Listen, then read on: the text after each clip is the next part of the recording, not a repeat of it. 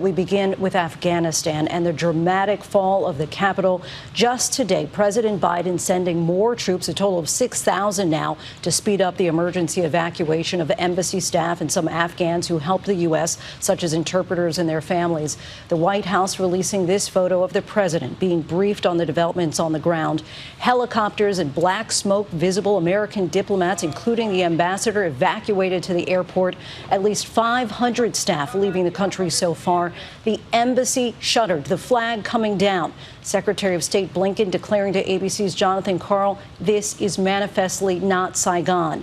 These images from Al Jazeera claim to show Taliban fighters inside the presidential palace. Earlier today, the president of Afghanistan fled the country, saying he chose to avoid bloodshed. Thousands of Afghans now scrambling to get out. The Kabul airport packed earlier today. We have team coverage. ABC's Martha Raddatz, Rachel Scott standing by. But we begin with our senior foreign correspondent, Ian Pannell, who leads us off tonight from Kabul. Tonight, the Taliban taking Kabul, Afghanistan's capital and last government stronghold. This footage from Al Jazeera purporting to show Taliban fighters inside the presidential palace declaring the Islamic Emirate of Afghanistan, marking the end of a 20-year experiment of democracy and the stunning completion of the militants' dramatic takeover, seizing nearly all of the country in just over a week. Earlier, there were skirmishes and panic at the city's airport. The Afghan president, Ashraf Ghani, fleeing as the Taliban closed in, saying in a Facebook message he wanted to save Kabul from bloodshed.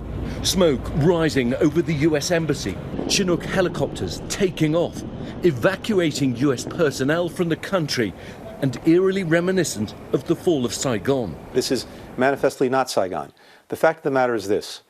We went to Afghanistan 20 years ago with one mission in mind, and that was to deal with the people who attacked us on 9/11. And that mission has been successful.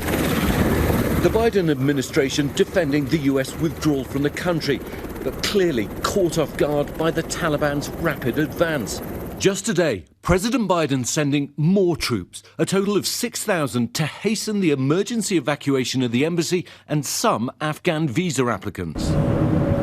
Today, the flag removed, the doors shuttered, the US ambassador and all operations transferred to the airport for safety. Embassy staff told to destroy sensitive equipment and documents, especially those containing images of the American flag that could be used as propaganda. And on the streets of Kabul, fear and despair.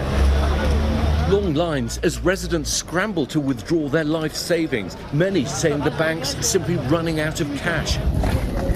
And a desperate crush at the Pakistan border crossing as people try to flee.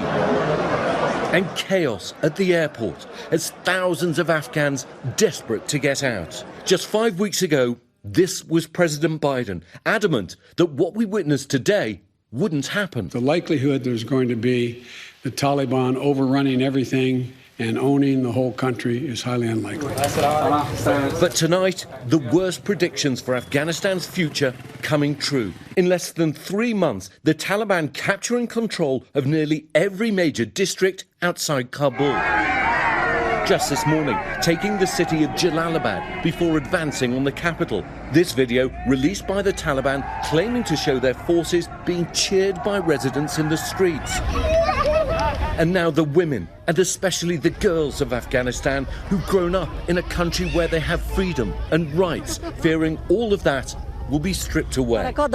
This displaced schoolteacher says she watched girls being lashed by the Taliban just for wearing sandals. Yet Miriam here, still defiant. I'm not afraid of them. We are not the people who will, go back to the dark era. I'm a girl and I don't care about anyone. But what should I be scared of? This is my homeland, my land. Her land, this country, now under Taliban rule. After 20 years of war, costing trillions of dollars and tens of thousands of lives. Tonight, so many questioning, what was this all for? And what will the future hold? General McKenzie, the head of US Central Command, met with the Taliban in Doha today, telling them not to interfere with the US mission at the airport, warning that the US has the firepower to defend themselves while they work round the clock to get everyone out. Lindsay? So much urgency as well as uncertainty. Ian, thank you. I want to bring in ABC's congressional correspondent Rachel Scott now. Rachel, as you know, President Biden at Camp David this weekend, receiving a lot of criticism and backlash for the way this crisis is unfolding. Is there any expectation that he might return to Washington ahead of schedule? Lindsay, as of right now, no plans for the president to return back to Washington early. We know that he has been receiving regular briefings at Camp David, but he is facing growing pressure to address this to the American people. Republicans are calling this an unmitigated disaster. I'm told that members of the House and the Senate were briefed on a private phone call by senior administration officials earlier this morning. Some members outraged Republican leader Kevin McCarthy, calling this an embarrassment to our nation.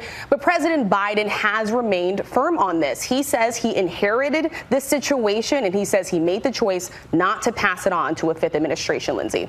Rachel Scott, our thanks to you. Hi, everyone. George Stephanopoulos here. Thanks for checking out the ABC News YouTube channel. If you'd like to get more videos, show highlights, and watch live event coverage, click on the right over here to subscribe to our channel. And don't forget to download the ABC News app for breaking news alerts. Thanks for watching.